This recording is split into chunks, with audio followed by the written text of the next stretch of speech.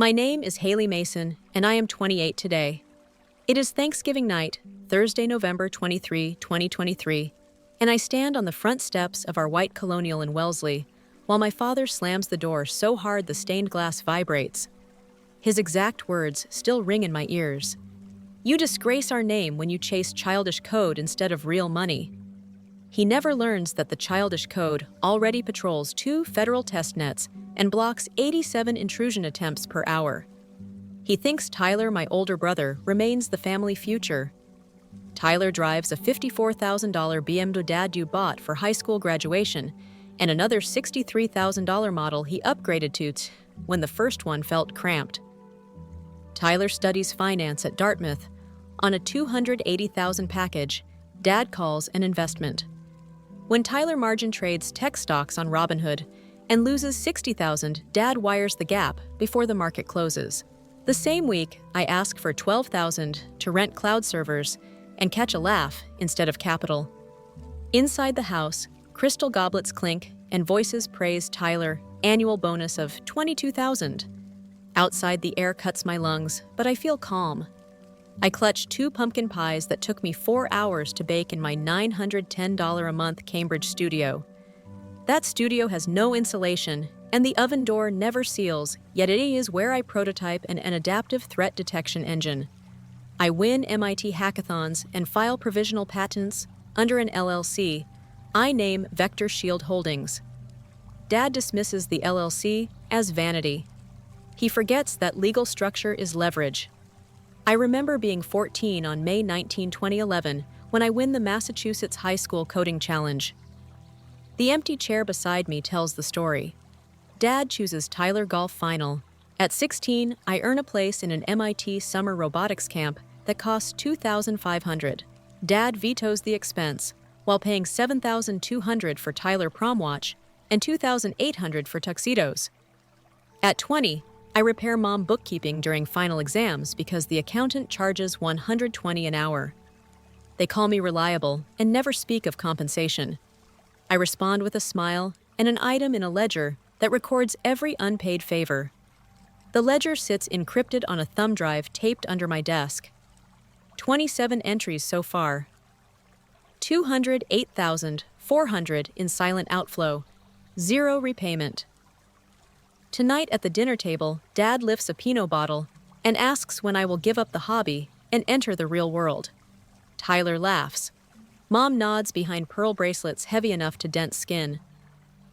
I open my phone and display live telemetry from the security appliance running in a Midwest hospital network. The screen scrolls threat IDs in real time.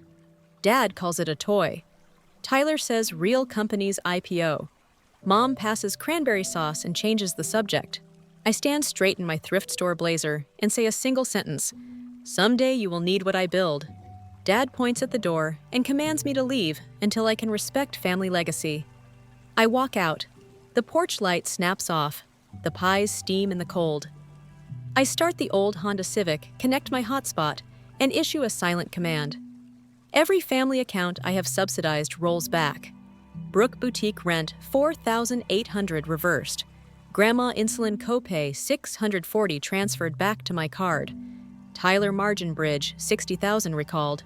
Dad's second mortgage balloon clause $180,000 flagged unpaid. On their banking dashboards, a quiet warning appears. Payment canceled by originator. Driving across the Charles A. Do not feel rage, only clarity. Systems respond to input. I have changed the input. Inside the studio, I tape a note above the monitor. Boundary enforced at 20:30 hours. I boil ramen review the next sprint backlog and commit code that reduces packet inspection latency by 12%. Circuit fans hum like distant applause. Dad, Tyler, and the rest believe they closed a door on a passive daughter. They have no idea they just opened a breach in their own firewall, and I catalog vulnerabilities for a living. This is not revenge, it is respect through accountability.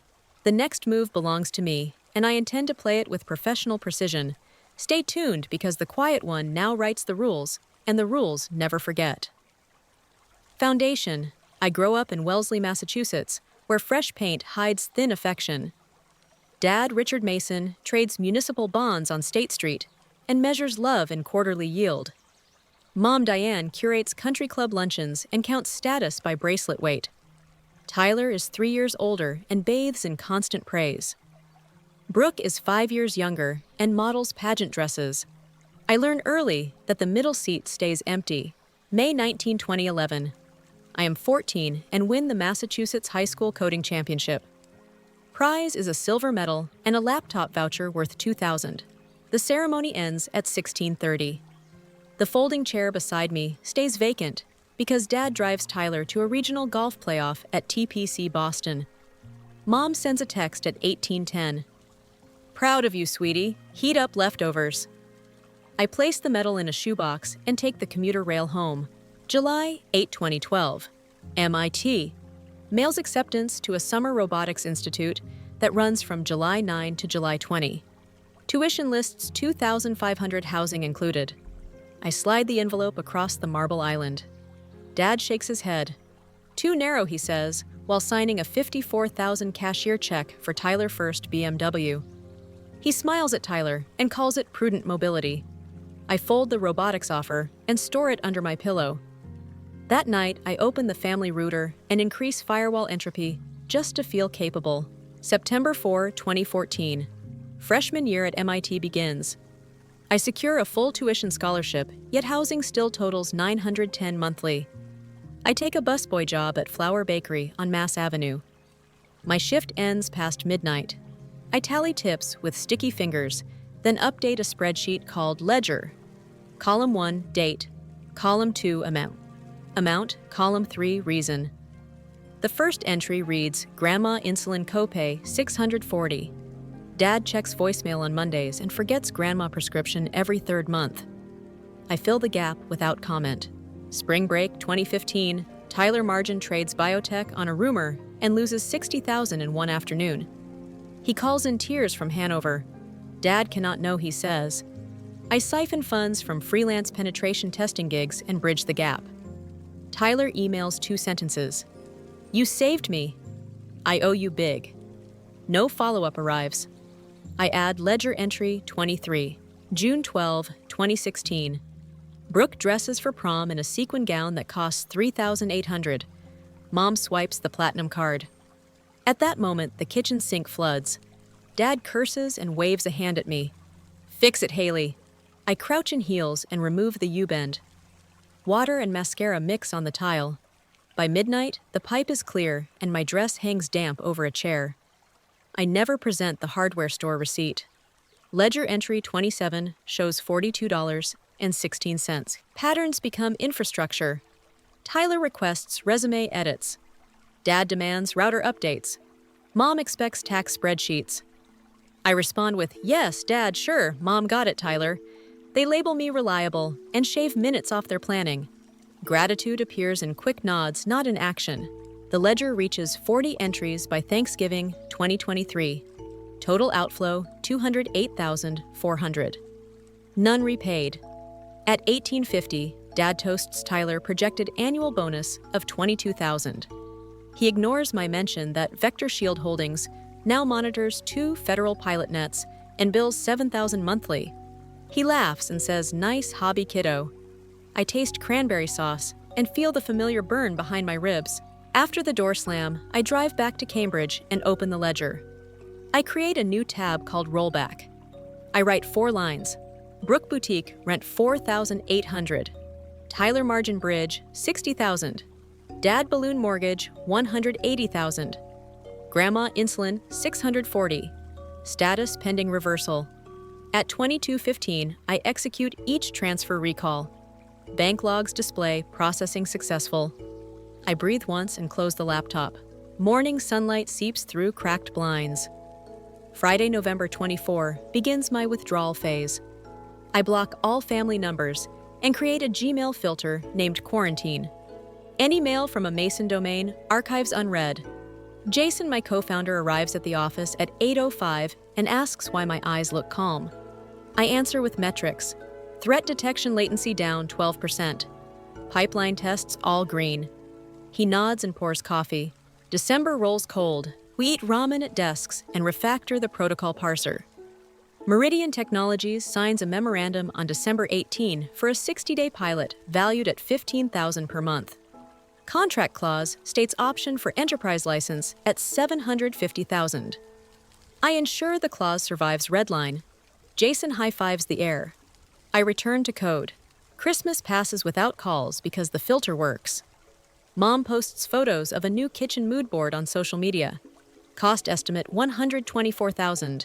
Dad comments with thumbs up. Tyler shows a screenshot of a crypto recovery bounce plus 40% year-to-date. Comments shower him with applause. I scroll without reaction. January 5, 2024. The studio radiator fails. Temperature reads 5 Celsius. I move into the office server room and sleep on a yoga mat between racks. The hum provides white noise.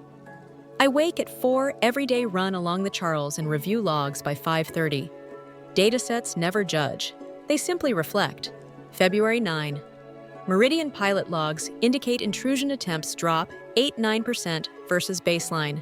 Their CISO emails. Excellent performance. He schedules a board demo for April 2. I begin drafting the deck. March 1. Vector Shield annual recurring revenue crosses 1.3 million 3 weeks ahead of goal. I update the roadmap and mark milestone green. Jason suggests we raise capital. I calculate burn runway growth rate. We can survive 15 months without outside funds. Autonomy is leverage. I decide to bootstrap longer.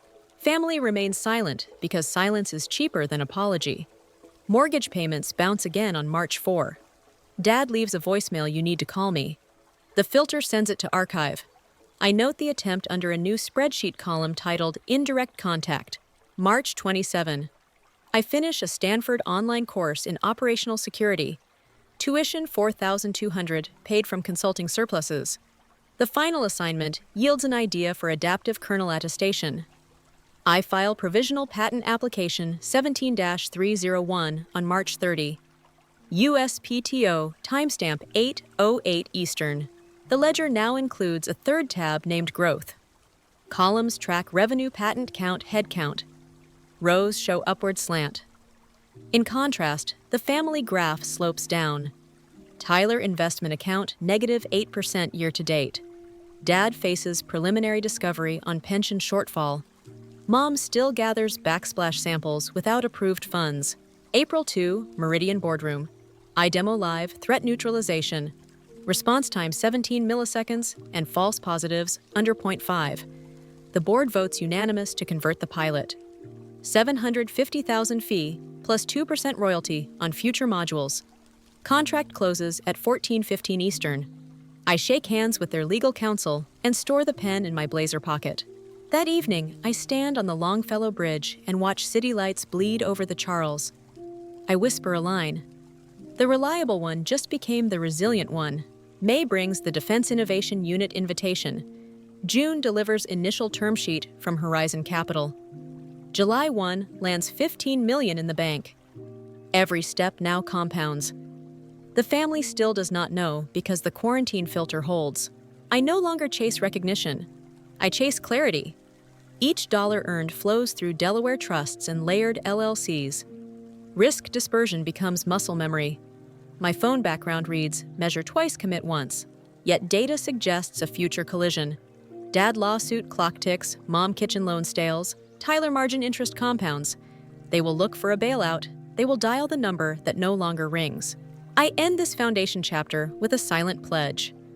I will never subsidize silence again. All future aid will bear terms, witnesses, and ledger entries, but they do not know what I am building behind the firewall of earned autonomy. And that is when everything changes. July 1, 2024. Horizon Capital wires $15 million into the Vector Shield escrow, and my phone pings 3 times before sunrise. I walk from the Cambridge studio to the office on Broadway, swipe into the empty 5th floor we have just leased, and feel the carpet resist my shoes like fresh snow.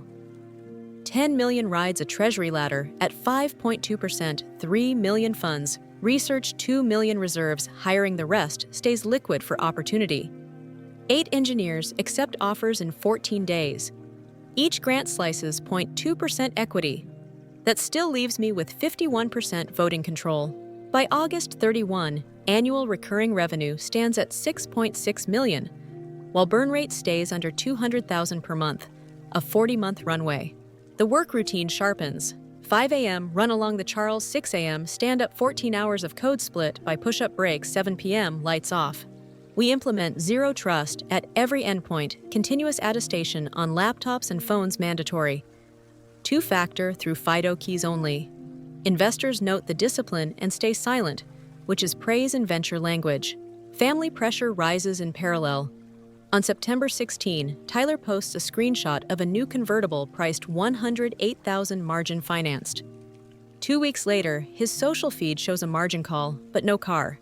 Dad firm enters discovery on a pension shortfall of $12 million.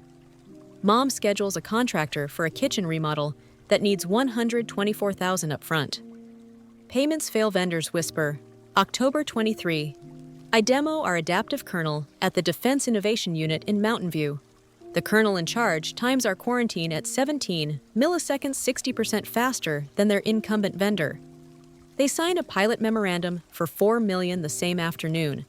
I fly back coach land at Logan after midnight and find 17 messages from Mom flagged urgent, each one asking for a short-term bridge. The Gmail filter routes them to quarantine, and I sleep 6 hours without dreams. November 15, revenue crosses 9 million ARR. I issue retention grants to the team that vest quarterly, no cliff. Morale stays balanced. I still drive the Civic and pay $910 for the studio because frugality protects clarity. December 9, a hedge fund floats an acquisition inquiry of $140 million cash. I reply with 2 words, no interest. The refusal propagates, and soon SecureTech Global reaches out. Their security spend is $300 million yearly, and they view Vector Shield as a missing module. We meet in Reston on January 22.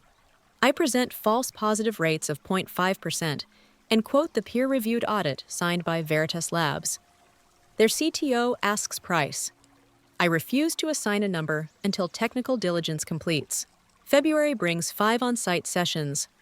Their engineers test memory safety race condition handling and stress our threat model with crafted packets. We pass each gate. On March 4, SecureTech issues an indication of interest at $188 million cash with founder autonomy for 18 months. I counter with a royalty clause of 0.75% on any derivative patent revenue and a carve-out that lets me run a foundation free of non-compete.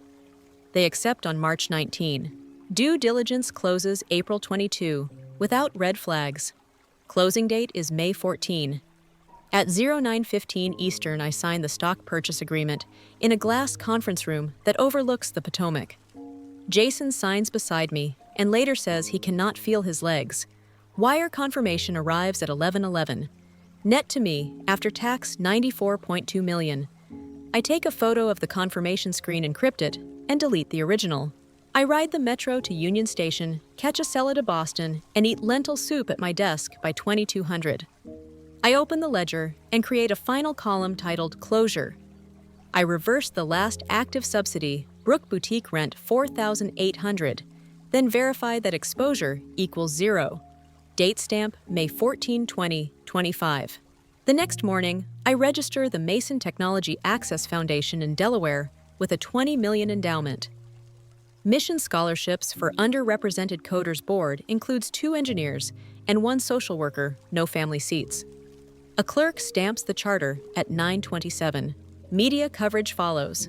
The Wall Street Journal headline reads, "Quiet founder sells big." A photograph shows me in a black blazer on a rooftop. Dad texts at 7:18. Proud of your success, call when free. Tyler sends a LinkedIn request. Brooke adds a heart emoji under the article. None receive replies because the quarantine filter holds. Mom arrives unannounced on July 25, wearing a navy coat and pleading eyes. Reception calls my desk. I meet her in the lobby. She says we miss you and mentions the mortgage. I answer the mortgage is beyond my scope. She asks to start over. I say starting over requires audited honesty. I hand her a foundation card that lists only a submissions email.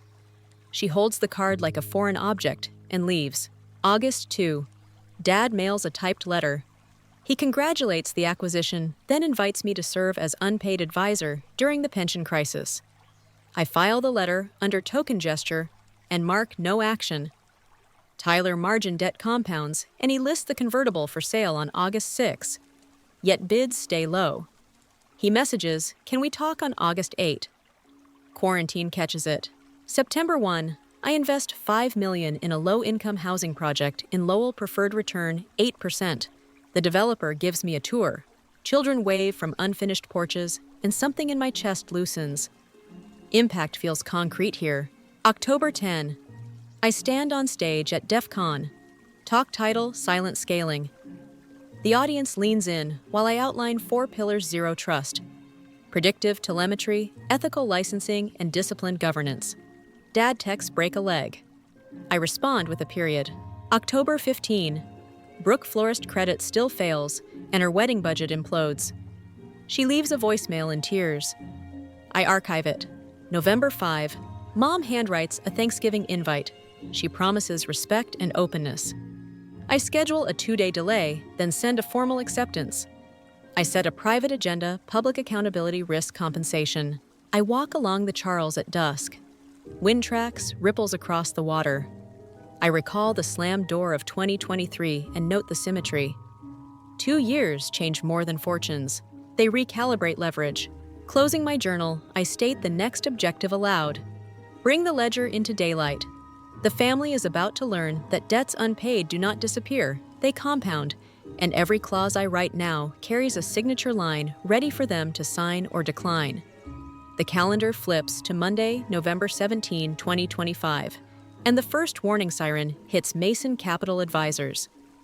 A federal examiner emails Dad at 0940. Subject line reads, Cyber Compliance Deficiency. The body cites that his firm no longer carries my Vector Shield protocol, which the regulator now lists as a market standard for custodial pension funds. 6 months earlier, on May 15, I withdrew the courtesy license that once covered his book of business. At that time, I sent a brief notice through counsel.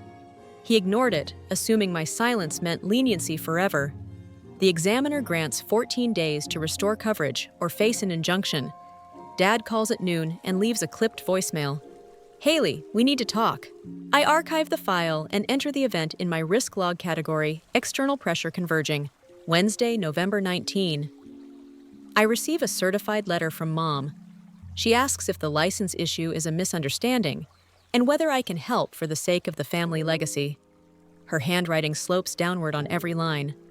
I draft a 1-sentence reply on firm letterhead. All Vector Shield licenses now follow published fee schedules without exception. The courier hands it to her the next morning. 2 hours later, Tyler posts on social media.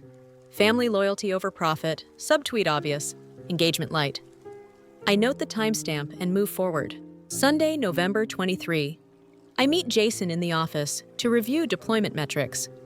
Annual recurring revenue has crossed 10.2 million churn sites at 0.7 and mean time to detect remains at 17 milliseconds. Those metrics form the backbone of my leverage. At 1700, I review Dad firm balance sheet obtained through public filings. Liquidity is thin, and the lawsuit over the 12 million pension shortfall is still pending. Compliance failure now would freeze remaining assets. The clock becomes audible. Thanksgiving morning. Thursday, November 27. Arrives cold and bright. I drive the Civic to Wellesley at 9:30, carrying a slim briefcase. Inside are 3 documents. First, the fully executed royalty agreement showing current license terms at 2.5% of gross revenue, plus a $3 million reinstatement fee. Second, the formal notice of cyber noncompliance issued by the Securities Division dated November 17. Third, a board resolution template that appoints 2 independent fiduciaries and grants me an equal vote on any expenditure over $5,000. All signatures' lines remain blank. Circuit security never leaves things to chance. Relatives crowd the driveway. I walk through the front door without ringing. Conversations hush. Dad stands at the head of the mahogany table. Haley, welcome home, he says, voice tense. I place the briefcase on the linen and speak in even tones. Agenda has 3 items. 1, review regulatory default risk. 2. Present remediation terms. 3. Establish governance going forward. Tyler scoffs drama queen under his breath. I open the notice of deficiency slided across the table date and seal visible. The bankers from Dad Golf Foursome lean closer and whisper about Section 32 penalties. I move to Document 2, the license. I state facts. Vector Shield coverage became industry baseline after SecureTech acquisition on May 14. Mason Capital once enjoyed a no-fee courtesy because I believed in family trust. That courtesy ended with the acquisition. Without active coverage, your compliance score dropped below threshold. Injunction hits Monday if nothing changes. Dad grips the chair back. How much to fix, he asks. I flip the agreement so he can read. Reinstatement fee, $3 million due. Within 72 hours, ongoing royalty, 2.5% adoption of independent oversight. 1 seat for me. Non-negotiable. Funds must come from personal reserves, not client accounts, to avoid commingling violations. Mom whispers this feels punitive. I answer, this is risk priced at market value. Tyler slams the table. You are blackmailing us.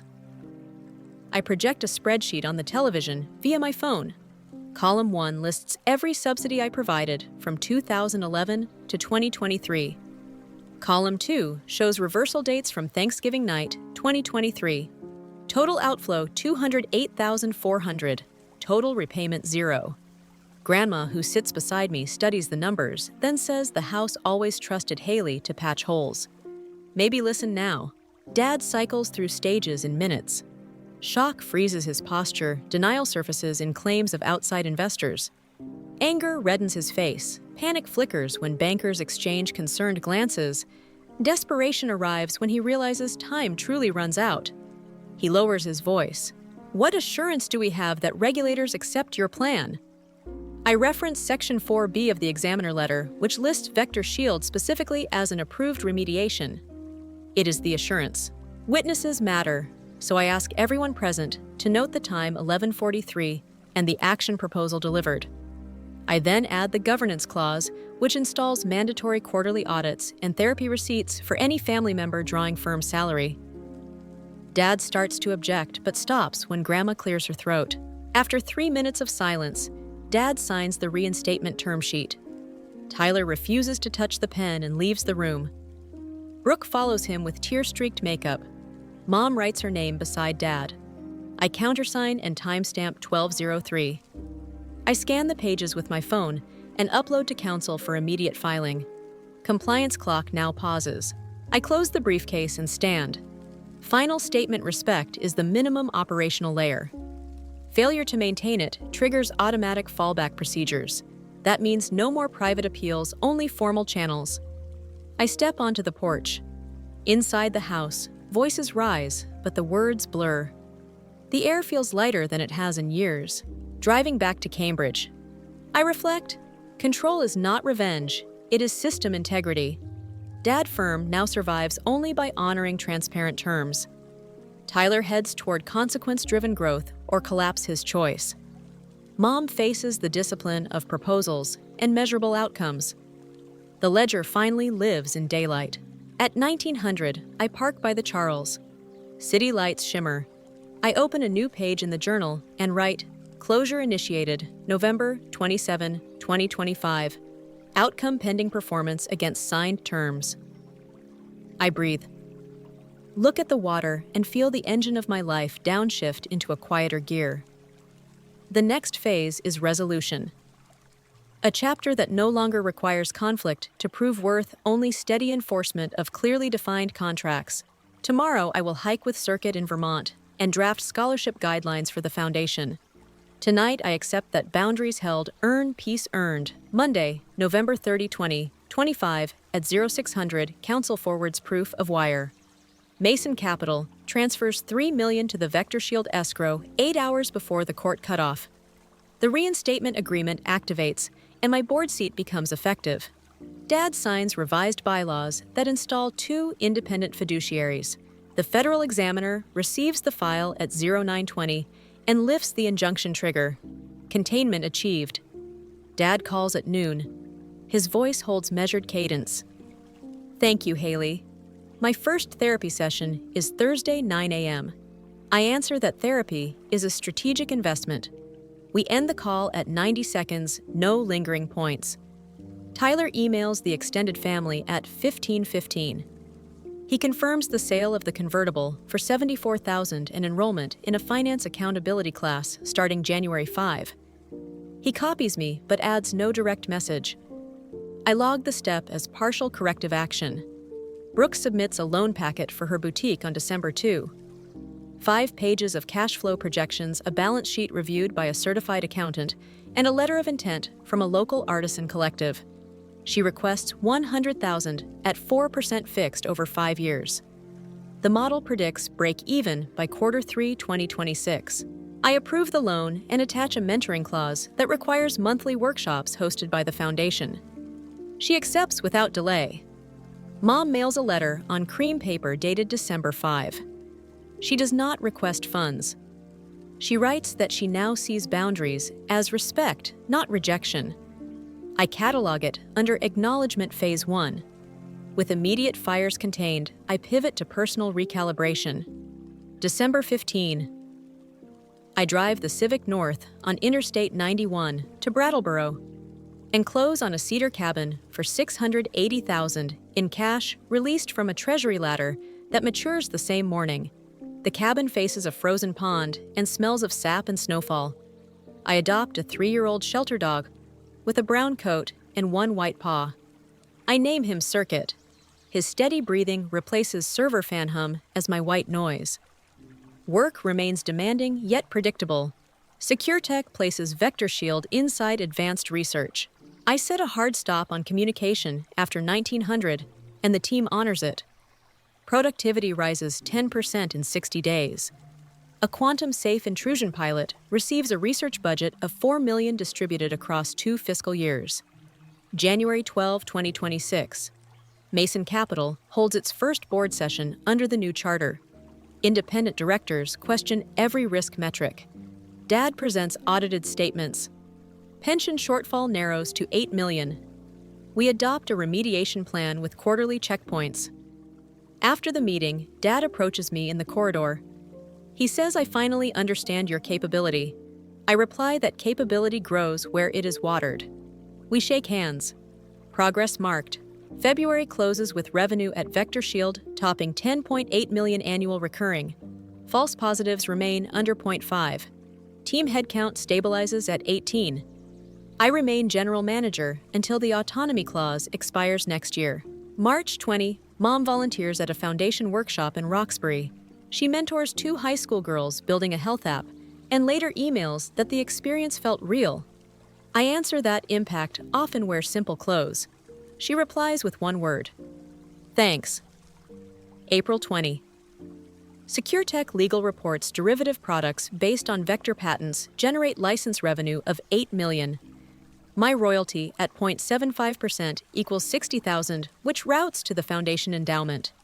Scholarships expand to a new track for returning veterans. Tyler calls in May. He uses the script from his finance course. He acknowledges past dependents and offers to audit Brooke books pro bono. I approve with a competence clause. He accepts. June brings an Aspen Ideas Festival invitation. I deliver a talk titled Boundaries as Architecture. I outline 4 pillars: data clarity, enforceable contracts, time-boxed emotion, continuous review. After the session, a venture partner asks if I will raise a fund. I answer maybe after a sabbatical.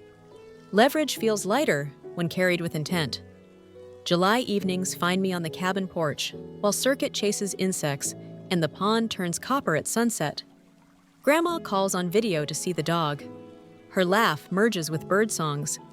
I realize peace is not a destination. It is a protocol executed daily. The ledger now shows 0 unsecured exposure. All family transactions flow through structured loans or royalty streams. Transparency converts chaos into variables. Mason Capital meets its first quarter audit target, and the independent directors vote to increase reserves. Dad emails the board minutes and attaches a therapy attendance receipt. Compliance breeds stability. I read the file, then close the laptop. My pulse stays even. The universal lesson crystallizes. Money alters circumstance, but boundaries recalibrate relationship. Respect is non-negotiable. If denied, it must be contractually installed. Speak in documented lines. Act in audited steps. Offer terms, not sacrifices.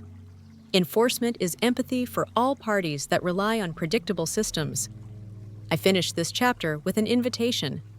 If your family story echoes mine, share it. Remember, silence can guard, but voice transforms. Subscribe if you believe every person deserves recognition, measured not in allowances, but in accountability. Control your narrative. Audit your boundaries. Live in clear code. August 26. 2026 marks the first anniversary of the SecureTech acquisition. My autonomy clause still has 6 months to run, yet the division functions without daily oversight. False positive rate stays under 0.5 revenue clips past 12 million annual recurring, and the Quantum Safe pilot posts a 92% success metric in Phase 1. I draft an exit plan that transitions leadership to Carla Kim, our current head of engineering, who maintains a record of 0 missed deployments. Jason agrees with the succession and legal files it in our joint statement. I keep the royalty stream step away from the payroll and reclaim 50 hours each month. September brings crisp air to Vermont. Circuit and I hike 3 miles every dawn before the inbox opens. The foundation rolls out a microgrant program for rural coding clubs, $10,000 per school, renewable on performance. Before wiring the first batch, I pause and smile because the entire sum equals less than the interest my ladder earns each quarter, yet the impact will echo for decades in young minds that have never held a soldering iron. October 5. Dad forwards the second quarter audit from Mason Capital. Independent directors list 3 corrective tasks all on track. Pension deficit drops to $5 million liquidity buffer, meets federal guideline for the first time in 5 years. Dad handwritten note reads, "Progress stands on honest math." I reply with 4 words. "Keep the numbers clean." He sends back a simple, received at 14:30. No punctuation beyond the period. Tyler finishes his finance accountability course on October 20 and passes the final with 86%. The program mails me an official notice because I funded his tuition through Brook Loan overhead. Tyler emails later that night. He writes, "I accept the discipline of ledgers." He attaches a budget for the next 12 months that projects shrinking his speculative positions to 10%. I open the spreadsheet, verify formulas, and comment that risk symmetry now feels visible. He responds with a thumbs-up emoticon, which I allow because the charter never bans icons. Brook Boutique reaches cash break even in November 1 full quarter ahead of forecast. She sends a photo of a neon open sign glowing on a snowy evening. She thanks me for the mentoring clause that forced weekly inventory reviews. The email includes 0 heart emojis, this time evidence of professional evolution. Thanksgiving arrives again. The date is Thursday, November 26, 2026.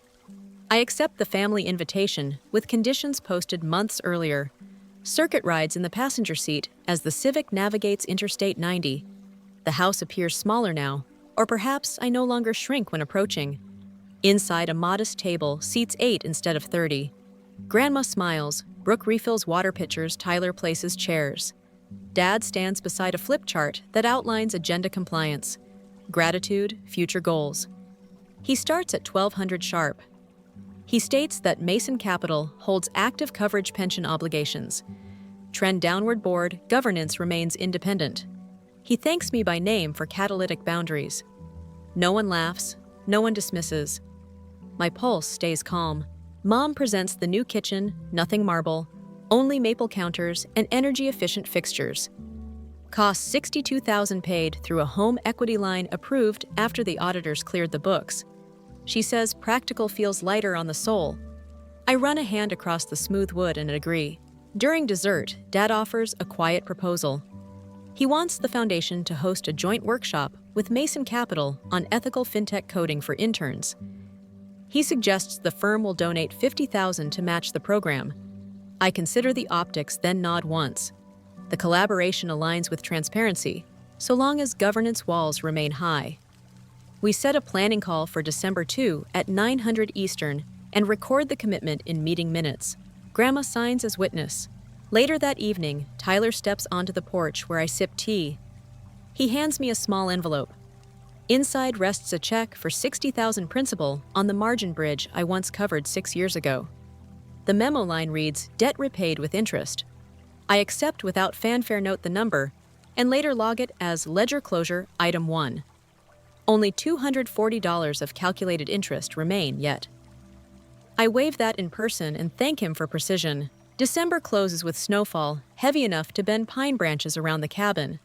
I sit by the wood stove and map the next decade. Personal finance stands at $98 million net liquid, after taxes endowment, sits at $26 million venture royalties, project $3 million per year. I plan a seed fund focused on women-led cybersecurity startups. Target commit $50 million over 5 years. First check $2 million for an Atlanta firm building drone forensics software. The model loops knowledge capital and boundary culture into new hands. January 10, 2027. Secure Tech Board accepts my resignation as general manager, effective March 31. The press release highlights decade-low breach rates in pilot networks. Reporters ask for quotes, and I state clear metrics only. March 31 arrives without drama. I clear the desk, hand Carla my security badge, and walk into spring sunlight. No departure speech, only a firm handshake and a smile. Value must convect, not congeal. April brings opening day for the Lowell Housing Project. 74 renovated units stand ready. Children play on fresh turf, while parents tour kitchens with working stoves, no more hot plates. I cut the ribbon and remember crawling under the family sink in a prom dress. Progress shows in steel beams and updated plumbing. In May, I keynote at the National Cyber Symposium. Title boundaries as load balancers. I explain that systems fail when trust layers carry too much implicit weight. Audited contracts distribute load-preventing silent collapse. Applause rises measured and sustained. Summer nights settle slow at the pond. Circuit chases fireflies across the grass. I write code again, open source this time, a lightweight intrusion sensor for community clinics. 3 pull requests arrive in the first week from volunteers in Lagos, Sao Paulo, and Hanoi. Impact moves in quiet packets. On August 5, Grandma passes away in her sleep, 92 peaceful. Her will leaves a note. Keep your fences in good repair and your heart open. She assigns me executor. I handle paperwork in 2 weeks, allocate her modest estate to a literacy charity she admired. Dad thanks me for efficiency and says Grandma would admire the clean closure. Autumn colors flare across the Green Mountains. The foundation publishes its first impact report. 11 scholarships, 4 microgrants, 2 startup investments, 1 housing project, total beneficiaries, 1,200 people. I email the report to Dad, Mom, Tyler, and Brooke. Each replies with a line of genuine pride. I realize the family system operates now on contracts, audits, and scheduled dialogues. Emotion remains, but no longer overwhelms. Boundaries became the architecture that holds respect and cooperation. As winter returns, I step onto the frozen pond under a full moon. Snow crunches beneath boots. I breathe cold air and review the journey. Girl ignored at coding contests. Student funding her own servers. Founder reversing hidden subsidies. Architect enforcing public compliance, mentor investing in next voices. Every stage follows clear input and measurable output. I close with a message for anyone listening. Respect is not a gift, it is a balance sheet. If your ledger shows more withdrawals than deposits, renegotiate. Set terms, record evidence, follow audits, and hold even loved ones to the same encryption you expect from strangers. Peace grows where clarity rules. I walk back to the cabin circuit, bounding ahead. The wood stove waits, the laptop rests, code compiles. Life runs in steady loops, secure, observed, validated. End of transmission. Story 2. I'm Alex, and today I turned 21. You'd think that'd matter, big milestone birthday, right? A small dinner, a cake, at least a happy birthday text from my parents. But of course nothing. My family had other priorities. I wish I could say I was surprised, but honestly, this is par for the course. Since I was a kid, my parents made it clear I was their runner-up. My younger sister Emma is the golden child, whatever she wants she gets. Whatever attention she needs, it's hers. If I ever ask for something that even slightly inconveniences them, tough luck. Still, I clung to this tiny spark of hope that turning 21, finally an adult, would change things. I don't live at home anymore, so I dodge their favoritism most days, but surely on my 21st birthday, they'd make an exception, right? That morning, I texted the family group chat, "Hey, what time are we meeting for dinner?" Silence.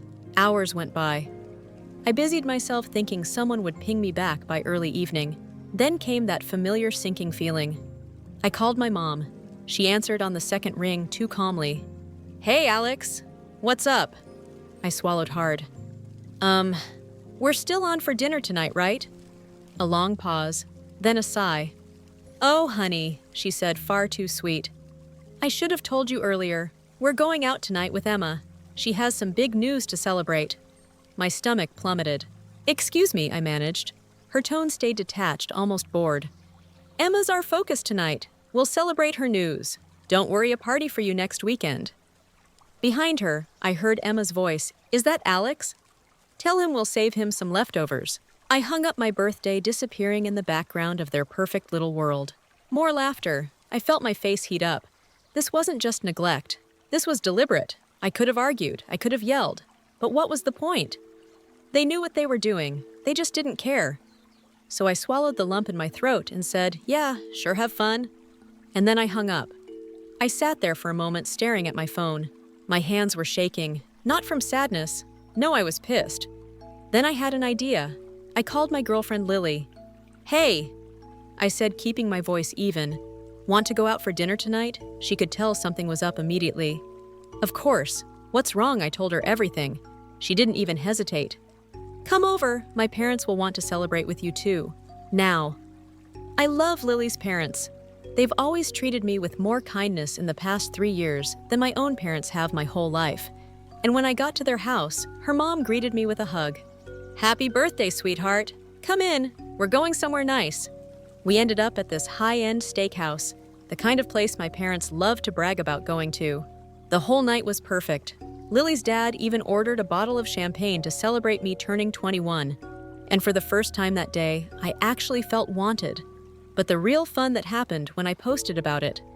After dinner, I took a picture of the restaurant entrance and posted it on Instagram with the caption, "Huge thank you to my girlfriend and her amazing family for making my birthday special. So grateful to have people who actually care about me." I wasn't expecting a response from my parents. I figured they wouldn't even see it until the next day. But less than an hour later, my phone started blowing up. First, a text from my mom. "Mom, what is this post, Alex?" Then my dad. "Dad, are you serious right now?" Then a full-on phone call. I let it ring, smirking to myself. Then another, then another. They were fuming, and I knew exactly why. It wasn't guilt. It wasn't regret. It was jealousy. They were the ones who were supposed to be seen as the good parents. They loved playing the role of the perfect family, posting online about their fancy dinners, and how proud they were of Emma. But suddenly, I was the one getting attention for being wronged, and they hated that. I finally picked up on the fourth call, keeping my voice casual. "Oh, hey, Mom. What's up?" She went off. "What the hell are you doing, Alex? People are seeing this. You're making us look bad." I held back a laugh. "I'm just thanking the people who actually showed up for my birthday." She gasped like I had stabbed her. "How dare you try to embarrass us like this? You know we would have celebrated with you if we didn't have prior commitments." I snorted. "Oh, right. More exciting news. We raised you, Alex," she snapped, "and this is how you repay us, by making us look like that." Parents. I was done, so done. I took a deep breath and said, "If you didn't want to look like bad parents, you probably shouldn't have acted like bad parents." Silence. Then my dad got on the phone. "You need to take that post down now." I grinned. "No, Alex." His voice was low, threatening. "If you don't take it down, there will be consequences." I leaned back in my chair. "Oh, like what?" He didn't answer right away. I could hear my mom whispering furiously in the background. Then he said, "We're coming over."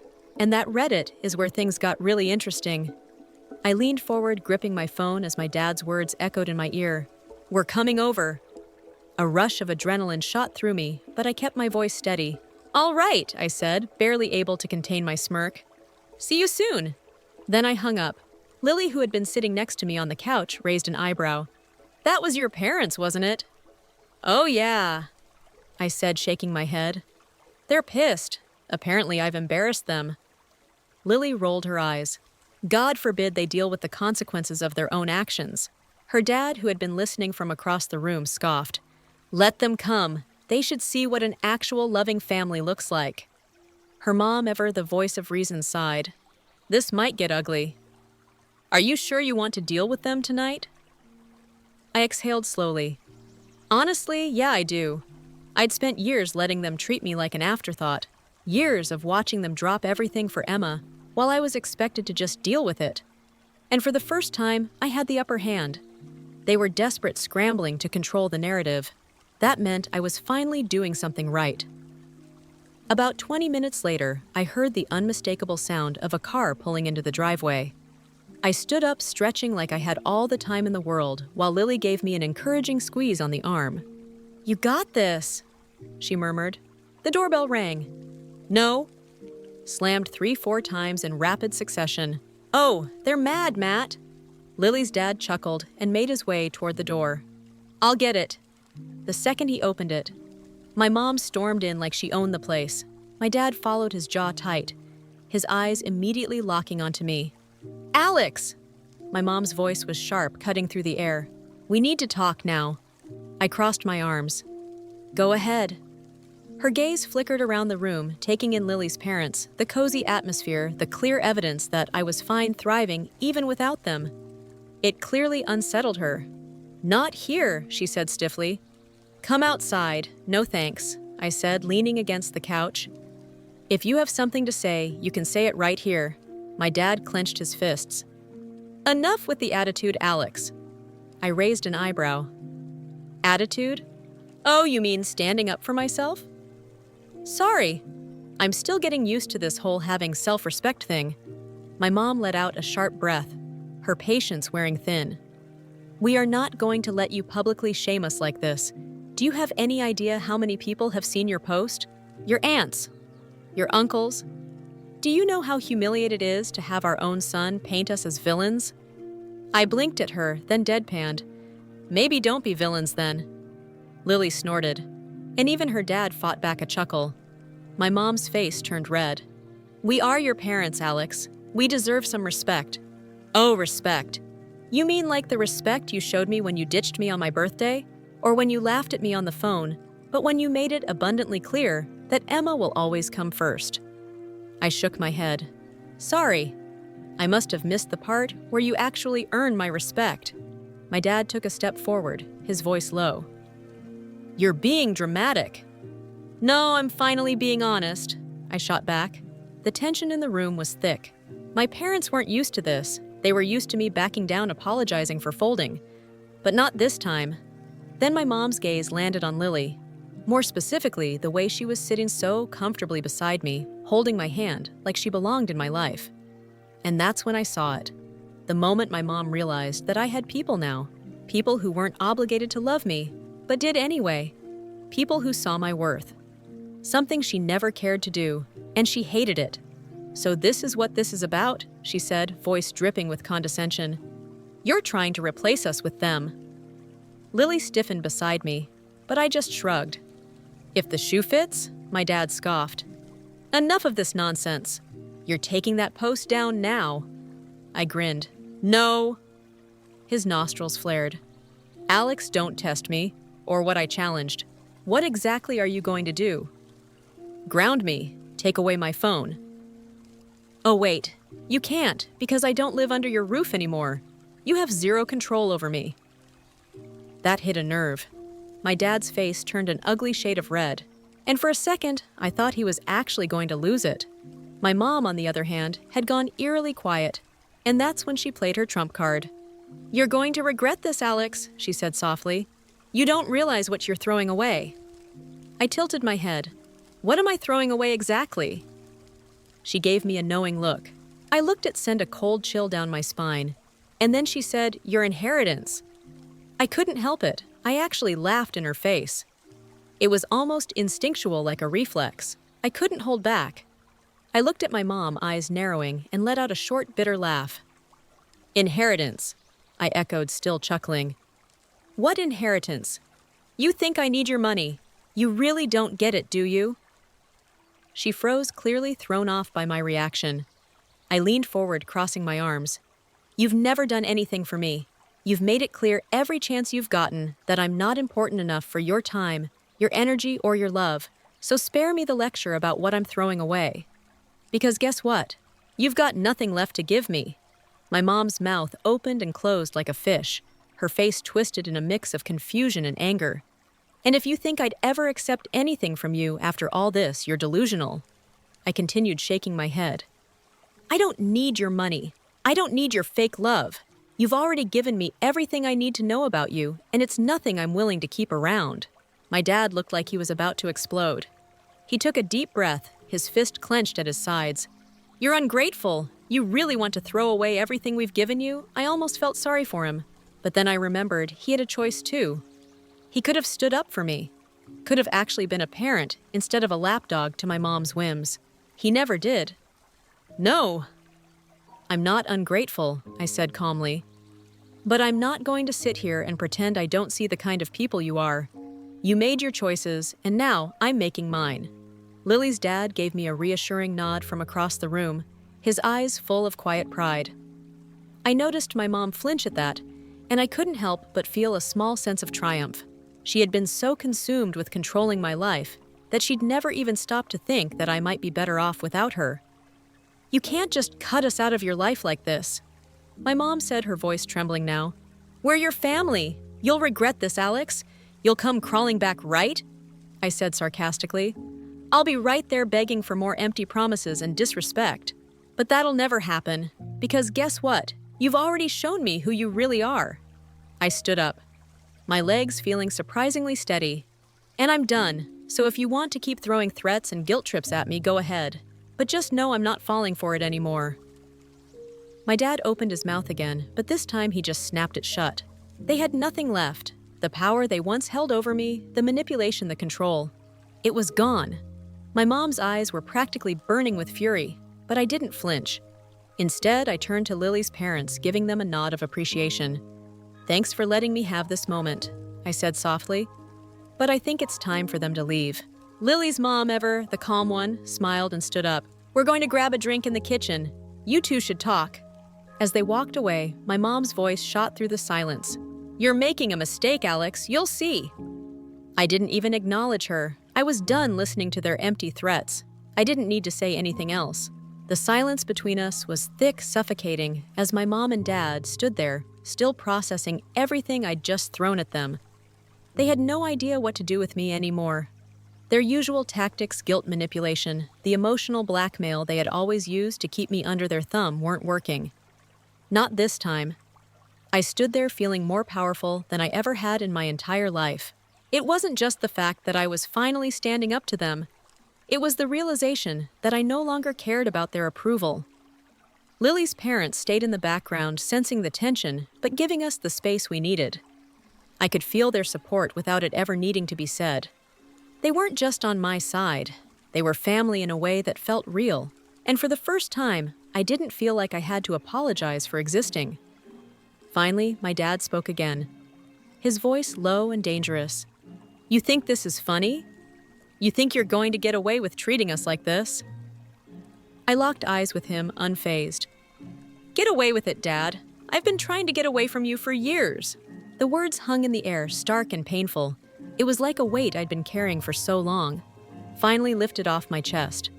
My mom, still fuming, tried one last tactic. Her voice softened, but it was clear she was just as manipulative as ever. Alex, we're your parents. We've always been here for you. All we've ever wanted was to help you. Don't you remember all we've done for you, how we've always supported you? I shook my head, trying not to laugh again.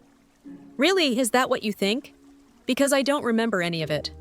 I remember being ignored, pushed aside, made to feel like I wasn't good enough. I remember being the last choice. But sure, if you want to pretend that you've been perfect, go ahead. Her face twisted in a mixture of shock and fury, and I could see the cracks in her perfect little world start to form. She hadn't expected me to fight back like this. She thought I would fold. Then I would cave in and beg for their approval, like I always had. But that wasn't who I was anymore. "This is your fault, Alex," my mom spat, her voice shaking. "You're the one destroying this family. You think you can just replace us with them." I looked at her, my eyes cold. "No, Mom. You've been replacing me my whole life. This is just me finally realizing I don't need you anymore, and you've already lost." She took a step forward, her eyes burning with rage. "I'm your mother. You will never get rid of me." I held up my hand, cutting her off. "I don't need to get rid of you. You've already done that to yourself. You've pushed me away for years. You've made it clear where your priorities lie, and I'm not on that list." Lily's dad stepped forward, his calm demeanor cutting through the tension. "I think it's time for you two to leave now." His voice was steady, unshakable in the finality, and his tone made it clear there would be no more discussion. My mom stared at him, fury flashing in her eyes, but even she knew she was losing. My dad muttered something under his breath and started to walk toward the door, his shoulders tense. But he didn't say another word. They both walked out without another word, the door slamming behind them. I stood there still processing everything that had just happened. It was surreal. Lily came over and wrapped her arms around me. "You did it," she whispered, her voice thick with emotion. "You stood up for yourself. I'm so proud of you." I hugged her back, feeling a rush of relief wash over me. I don't even know how I did it. It's like they just finally don't have any power over me anymore. Her mom and dad came over and gave me encouraging pats on the back, but it was Lily's words that really stuck with me. "You're not alone anymore. We've got your back. Always." The weight on my chest had finally lifted. For the first time, I could breathe without that constant pressure weighing me down. I could see a future where I didn't have to beg for scraps of love or attention. A future where I made my own choices, where I was in control. The whole night felt like a strange, surreal blur, but I knew one thing for sure. I had finally stood up for myself, and I wasn't going back. Hours passed in. The evening continued on, in a strange kind of calm. The tension that had built up throughout the night seemed to have evaporated the moment my parents walked out the door. But that calmness didn't last long. Just as I started to relax, my phone burst. I glanced down at it, half expecting something Monday, but as I saw my mom's name flashed across the screen, I could feel my blood pressure rise again. I didn't even want to look at it, but I did anyway. A text from her. "We're not done here. You'll regret this. We'll be contacting the lawyer about your inheritance. You'll pay for this." I could almost hear her shrill, venomous voice in my head as I read the message. It wasn't a threat. It was a promise, and I knew it. But the difference now is that it didn't scare me anymore. It didn't hold the weight it once did. I glanced at Lily, who was sitting next to me, her parents giving us some space to just process the night. I showed her the message, and she let out a soft laugh. "Is she serious?" she asked, raising an eyebrow. "Dead serious," I muttered, but there was no trace of fear in my voice. If anything, I was amused. I hit the reply button, my fingers typing with confidence, almost like the words were coming from a part of me I didn't even know existed. "You're right. You won't be done here. But I'll tell you this. Keep your money. You can keep your inheritance. And when you decide you want to talk to me like an adult without the threats and the manipulation, you know where to find me. But don't bother trying anything else. It won't work. And if you think I'm scared, you've got another thing coming." I hit send, and the weight that had been on my shoulders for so long felt even lighter.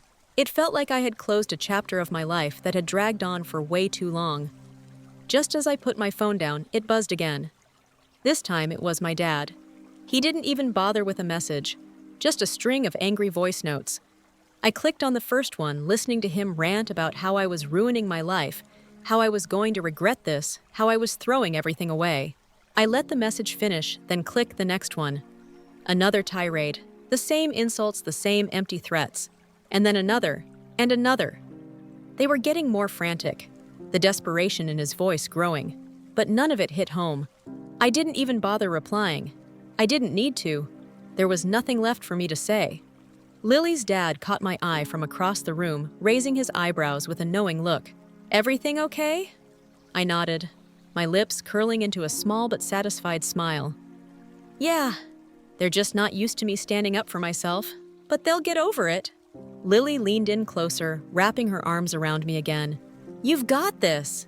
They can't touch you anymore. And that was the truth. I realized something then. There was nothing they could take from me that mattered. Not their threats, not their manipulations, not even their inheritance. I'd already walked away from their version of family and stepped into something real. My phone buzzed again, and I glanced down. This time it was a text from my sister. Mom and Dad are furious with you. You really messed up this time. I could feel the old anger bubbling up again, but this time I wasn't going to let it control me. I wasn't going to get sucked into her drama, her victim complex. I wasn't going to play her game. Instead of replying, I looked at Lily, smiling warmly. You know what I said standing up? I think it's time for a celebration. I'm done with all of this. I grabbed my jacket, turning to Lily's parents with a grin. Let's go grab some drinks. We've got a lot to celebrate. As we left, I didn't feel the bitterness or regret I had expected. Instead, I felt like I was finally walking away from a life that had been holding me back into a future that was mine to shape. And as I stepped out into the cool night air, I realized that the family I'd been searching for, the family I had been longing for, had been here all along.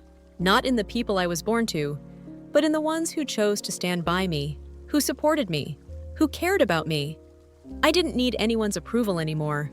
I didn't need their toxic love or their manipulation. I had found something better, and nothing, not even their money or their threats, could take that away from me. And that, for the first time in my life, felt like true freedom. So what do you think? Am I out of line for standing up to them? Or did I do the right thing?